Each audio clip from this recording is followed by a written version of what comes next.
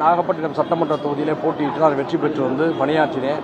அந்த நேரத்தில் தலைமைச் செயலாக ஊடக உறவுகள் கொடுத்த ஒத்துழைப்பும் உற்சாகமும் இப்போது மீண்டும் சிதம்பரம் சட்டமன்ற தொகுதியில் திமுக தலைமையிலான மதச்சார்பற்ற முற்போக்கு கூட்டணியின் சார்பில் போட்டியிட்டு வெற்றி பெற்று வந்திருக்கின்றேன். இன்று மாண்புமிகு சபாநாயகர் அவர்களுக்கு முன்பாக உறுதிமொழி வாசித்து மீண்டும் சட்டமன்ற உறுப்பினராக பொறுப்பேற்றுக் கொண்டிருக்கின்றேன். இந்த நேரத்தில் நான் போட்டியிட்டு வெற்றி பெறுவதற்கு வாய்ப்புகளை தந்த எங்கள் கூட்டணியுடைய தலைவர் அண்ணன் தளபதி மு.க. ஸ்டாலின் அவர்களுக்கு என்னுடைய நெஞ்சார்ந்த நன்றிகளை தெரிவித்துக் கொள்கிறேன். இந்த 5 ஆண்டு காலம் சிறப்பாக பணியாற்ற வேண்டும் என்ற அடிப்படையில் மிகுந்த உற்சாகத்தோடு களத்துக்கு வந்திருக்கின்றோம். பத்திரிகையாளர்களுடைய அன்பும் ஆதரவும் எங்களுக்கு எப்போதும் தேவை. சமூக நீதி, சமூக நல்லிணக்கம், சமத்துவ ஜனநாயகம் உள்ளிட்ட எங்களுடைய மனிதநேய ஜனநாயக கட்சியின் கொள்கைகளுக்காக இந்த 5 ஆண்டு காலம் நாங்கள் சமரசமின்றி பணியாற்றுவோம். இன்றைய அவை பொறுப்பேற்கக்கூடிய ஒரு நிகழ்வை கொண்டதாக இருந்தாலும் கட்சி மாச்சரியமின்றி எல்லோரும் ஒருவருக்கொருவர் வாழ்த்துக்களை பரிமாறிக்கொண்ட ஒரு நல்ல ஆரோக்கியமான நிகழ்வை நான் பார்த்தேன். சட்டமன்றம் ஒரு ஆரோக்கியமான இது போன்ற நிகழ்வுகளோடு நகர வேண்டும் என்ற விருப்பம் எனக்கு உண்டு. வெளியே 1008 அரசியலை பேசலாம், கட்சி மாறுபாடுகளை காட்டலாம், கொள்கை முரண்பாடுகளை காட்டலாம். ஆனால் அவைக்குள் ஒரு மக்கள் பிரதிநிதி என்ற அடிப்படையில் நாம் எல்லோரும் இணைந்து செயல்பட வேண்டும் என்ற எண்ணத்தை அன்பை எல்லோரும் நான் பரிமாறிக்கொண்டேன். விரைவில் அடுத்தடுத்து சந்திப்போம். களம் ரொம்ப நல்லாவே இருக்கும். இப்ப இது அக்னி வெயில் சரியா, அதெல்லாம் ஹாட்டா இருக்கு, சபையும் ஹாட்டாக இருக்கும். எதுவாக இருந்தாலும் அது நாகரிகத்தின் எல்லைக்குள் இருந்து சுவாரஸ்யமாக நடைபெற வேண்டும்.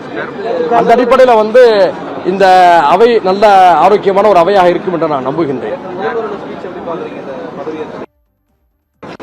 முதல் நாள் எடுக்கவுமே சங்கடப்படுற மாதிரி எதுவும் பேசக்கூடாதுன்னு நான் நினைக்கிறேன். இனி வரும் நாட்கள் நாங்கள் எப்படி பேச வேண்டும் என்பதை தீர்மானிக்கும்.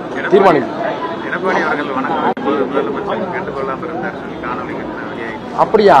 நான் கவனிக்கலைங்க உள்ள எப்படின்னு சொல்ல உள்ள இருந்தேன். அந்த நிகழ்வை நான் பற்றியோட நான் கவனிக்கலைங்க. பார்த்தா நான் கருத்து சொல்லுவேன். நான் ஏற்கனவே சொல்லிட்டேன்ல. இப்போ அதாவது சமூகம் நாகரிகம் அடைந்து வருகிறது.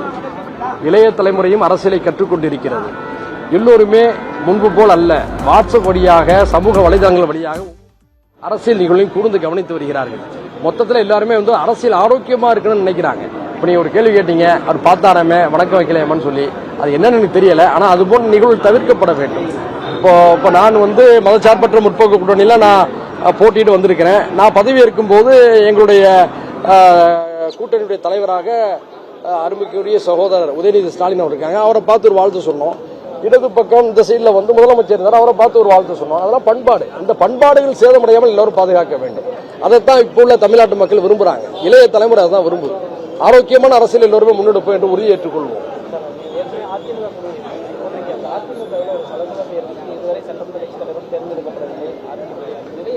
நான் உண்மையிலே கவலைப்படுறேன். அதிமுக பலகீனம் அடைவது தமிழ்நாட்டுக்கு நல்லதல்ல.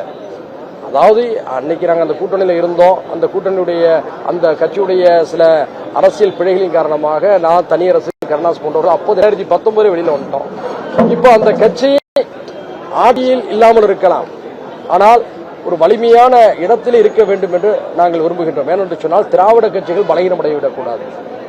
திராவிட கட்சிகளுக்குள் இருக்க வேண்டும் என்பதை நாங்கள் 10 வருஷமாக நாங்கள் சொல்லி வருகின்றோம். அந்த அடிப்படையில் அதிமுக இப்போது சந்திக்கக்கூடிய நெருக்கடியிலிருந்து அவர்கள் மீண்டு வருவார்கள் என்று நம்புகின்றேன்.